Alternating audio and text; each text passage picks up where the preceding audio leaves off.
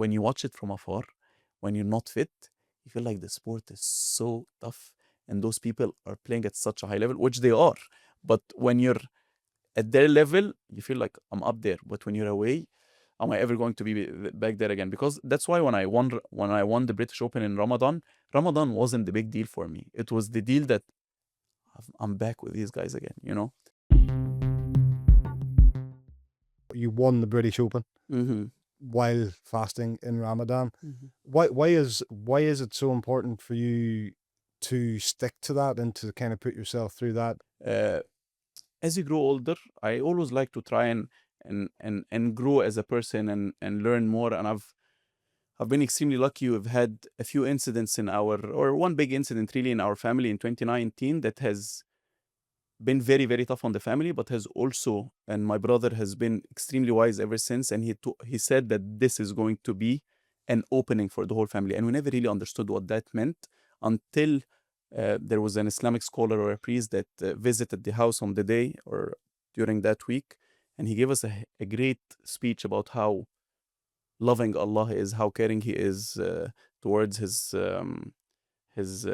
people, and it clicked a bulb in our heads of how great Islam. The word Islam really means surrendering, and surrendering to be a Muslim is mean to be surrendering to a greater power, whatever your religion thinks that is. In our religion, it's Allah, obviously.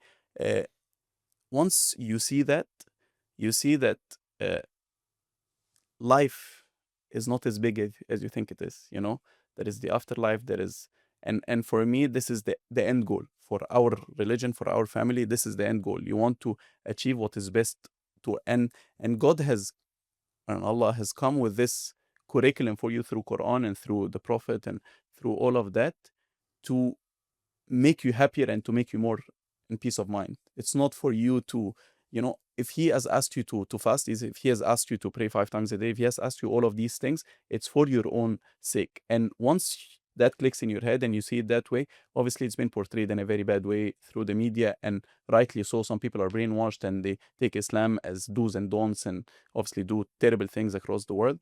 But when you look at Islam and really understand it the right way, and that it's here to help you as a person, we all have our own struggles, right? Uh, when it's there to help you as a person, you just, everything falls under this umbrella. The fasting, the squash becomes smaller and smaller. Don't get me wrong, squash is a huge thing in my life. And when I lose, as I told you, I lose it. And when I win, I'm happy and all of that. And I spend so much of my time and my headspace on squash. But at the end of the day, it's a means towards my end life, my afterlife. It's a means to become a better person as a husband. So once you see it this way, I don't even think it twice.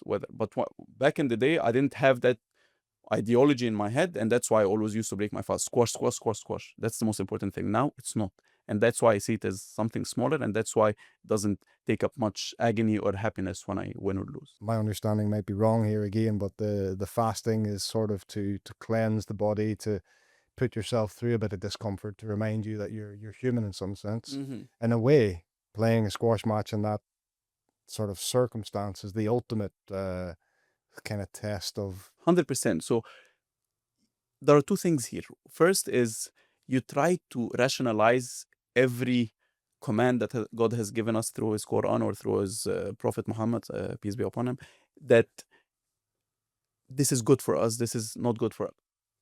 One thing first is that you agreed that there is a superpower, like a child. You're 5 years of age or 2 years of age, and you want to put your hand in the whatever this is plug called, socket. Yeah, the plug socket, and your parents tell you not to. You don't have the rationale as a 2-year-old to say why not. You try to do it yourself and rationalize it yourself. We don't have the rationale as human beings to understand everything in life. So first and foremost, once I've agreed that Allah is the superpower, then whatever He commands me to do, I will do. So I don't have to think why. The second, yes, we can rationalize fasting, is that it's cleansing of your body, but it's even more so cleansing of your soul. Through that act of worship, you understand, you feel more of the less privileged people, you feel more of the hardships that people go through. Uh, and honestly, Ramadan is a lot more than just fasting. It's, people think you have to take away the desire of food and drink, it's taking away the desire of anything pretty much. You try not to uh, um, have any fight with anyone, any bad argument with anyone all day. On paper, if you have any of those, you haven't properly fasted. You know what I mean? Mm. So you try to take away any kind of desire, and to do that for a full month, you come out of it a much better person. This is the whole uh, goal behind Ramadan. It's you try to do a lot of acts of worship, and you try to be as restrictive as possible of any bad habits you might have. That you come out of it. I've lived a full month of this, and I've felt happier. I felt I'm in less conflict with people. I'm in less, uh, you know, I'm less consuming as a person. So why do I not live my life through? Obviously, you stay like that for a week, for two, and then it starts with dwindling. It starts dwindling down until the following year, and Yeah. then you remind yourself again. But I think it's a brilliant month. I last month, it just ended a few weeks ago, was probably one of my happiest months of my life.